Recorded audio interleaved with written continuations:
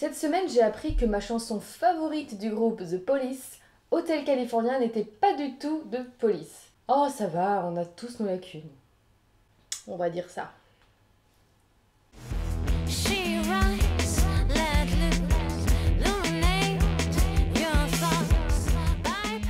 Salut et bienvenue dans l'épisode 17 de Junk on the Web. Cette semaine, je vous préviens tout de suite, je vais gueuler. Parce qu'il y a un comportement qu'a apporté Internet, qu'a décuplé Internet, qui m'horripile et qui me donne même pas envie de balancer des gifles, mais carrément des parpaings. C'est les gens qui, quand ils entendent parler d'une célébrité qui décède, pensent qu'il est drôle de faire des blagues tout de suite, là, quand le mec vient juste de mourir, sur Twitter ou sur Facebook ou peu importe, parce que visiblement c'est quelque chose qui passe sur Internet. Je suis une fan d'Internet, mais c'est aussi quelque chose qui, si ça nous a énormément rapprochés les uns des autres, nous éloigne aussi de nos qualités humaines. Ça fait un peu bizarre quand je dis ça et un petit peu moralisateur, mais c'est vrai. Avant, quand il y avait quelqu'un qui décédait et qu'il y avait des gens qui faisaient des blagues pas drôles dessus, c'était des humoristes, voilà, c'était réservé à une certaine catégorie de personnes publiques, ou alors on faisait ça entre nous, voilà, entre amis, etc. Et ça ne faisait pas de mal, en tout cas, directement aux proches des gens qui étaient décédés. Aujourd'hui, avec les réseaux sociaux, c'est la fête du slibard, c'est-à-dire que tout le monde pense pouvoir faire sa petite blague, son petit jeu de mots sur la personne qui vient de mourir. Est-ce que je suis la seule à voir le problème là-dedans ? Cette semaine, un ancien membre du groupe Alliage, Quentin Elias, est décédé à même pas 40 ans. J'étais pas du tout fan de ce groupe, ni des boys bands en général, mais ça reste quand même une triste nouvelle. Malgré ça, j'ai vu tout de suite déferler sur Twitter énormément de blagues à la con, mais même pas drôles en plus, parce que apparemment, quelqu'un vient de mourir et c'est l'occasion parfaite pour récupérer des retweets et des abonnements. Tout est absolument normal là-dedans, bien entendu. Alors évidemment, il y a aussi des gens qui vont critiquer ceux qui font ça, ce que je trouve normal, et les réponses sont encore plus ridicules que les blagues de base.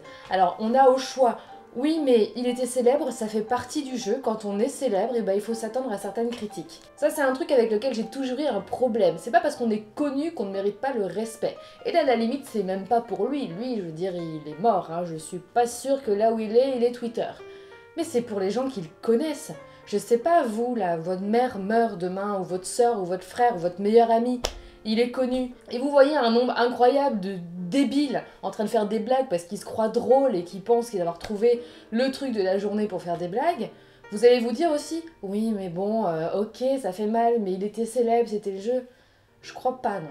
Et puis il y a aussi ceux qui disent, non mais sa famille et ses proches, ils n'ont qu'à pas lire les réseaux sociaux. Bah bien sûr, pas de souci, plutôt que reconnaître qu'éventuellement on n'a pas été très drôle, autant rejeter la faute sur les autres, c'est tellement plus facile.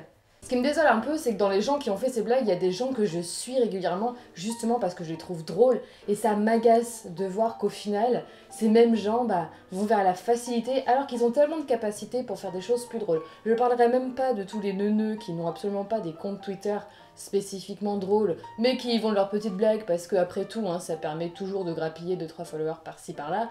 Eux, je veux même pas en entendre parler. Donc, je sais pas les gars, ayez un peu d'imagination, vous en avez d'habitude, mais essayez de pas oublier le côté humain de la chose. Je fais partie de ces gens qui pensent qu'on peut rigoler de tout, mais pas avec n'importe qui. Et dans un cercle privé, ça passe, mais publiquement comme ça, non. Première image de la semaine, c'est en fait un outil pour fabriquer des images, à savoir la génialissime application CatSnaps. C'est une application qui permet de faire des selfies à vos chats. J'ai découvert ça cette semaine et immédiatement je me suis dit qu'il fallait que j'essaye. Le souci, le voilà. Je vais vous montrer à quoi ça ressemble. Évidemment, je ne garde que la partie gratuite parce que j'ai quand même pas payé pour ça. Vous avez donc un petit point rouge qui se balade sur votre écran. Et comme on le sait, les chats, les petits points rouges qui se baladent, en général, ils aiment bien. Bon, le souci, c'est que j'ai essayé avec mes deux chats. Alors ils ont regardé la bête, j'ai posé mon téléphone par terre, ils ont regardé vite fait. Le problème c'est que pour que ça déclenche une photo, il faut que le chat appuie sur la bille. Voilà, donc là je vais prendre une magnifique photo de vous. Alors moi mes chats, ils regardent le truc et ils ont un réflexe très naturel, ils le reniflent.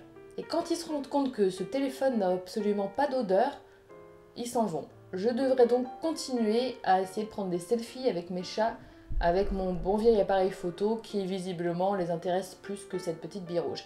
Ceci dit, si vous avez un chat assez réactif, je vous conseille de le faire et n'hésitez pas à m'envoyer les photos sur la page Facebook de Junk on the Web. Deuxième image de la semaine, c'est un clip musical du groupe Pentatonix que j'adore et dont j'ai déjà parlé plusieurs fois, qui reviennent cette fois avec une très jolie reprise de Say Something de A Great Big World avec Christina Aguilera. Et voilà, qui ont fait quelque chose de très simple avec juste un violoncelle en plus de la cappella. C'est absolument magnifique et j'ai vraiment très hâte de les voir en concert en avril.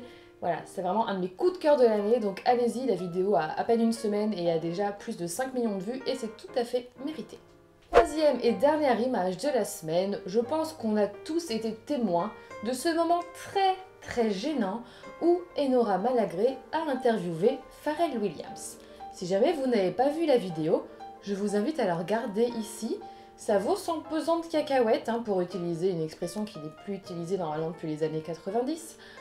Elle est tout simplement ridicule.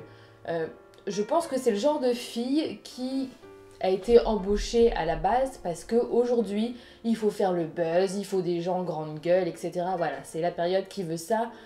Ok. Mais il y a quand même des limites. Que la meuf soit globalement crado dans son ensemble, à la fois par son comportement, par la tête qu'elle a, que par ses mots, etc., ça plaît à certaines personnes. Mais le mec, le pauvre Pharrell Williams, n'a rien demandé. Je veux dire, au bout d'un moment, la nana a zéro amour-propre. Quand elle se penche sur lui comme une traînée et que lui, il recule, elle capte pas, elle reste vautrée sur son canapé en montrant son cul. Bon. J'admire, ceci dit, d'avoir assez confiance en soi pour pouvoir faire ça sans souci. Mais alors le plus drôle, c'est quand même la justification qu'elle a donnée une fois que cette vidéo a fait le buzz, en disant que l'attachée de presse de Pharrell Williams était très contente. Mais tu m'étonnes! Je veux dire, la nana, évidemment, la vidéo a énormément tourné, et elle est tellement ridicule que tout le monde a vraiment pitié de ce pauvre Pharrell, et que, voilà, sa cote sympathie, elle a pris un paquet de points. Tout le monde le plaint, ce gars. Alors évidemment, il nous semble bien sympathique d'être resté patient et gentil. Mais faut pas croire que c'est pour ses qualités journalistiques. Enfin, cette semaine, je vais vous conseiller une chaîne YouTube que certains d'entre vous connaîtront déjà parce qu'elle a plus de 50 000 abonnés, mais honnêtement, je ne comprends pas pourquoi elle n'en a pas plus. Très sincèrement, c'est Le Monde de Loca.